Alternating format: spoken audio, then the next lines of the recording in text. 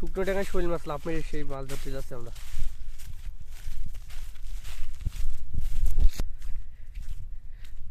এই যে সে শৈল মাছ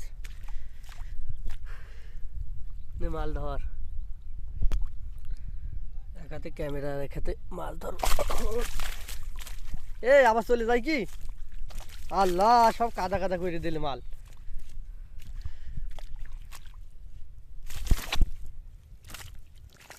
না সারা গা কাদা আর কাদা।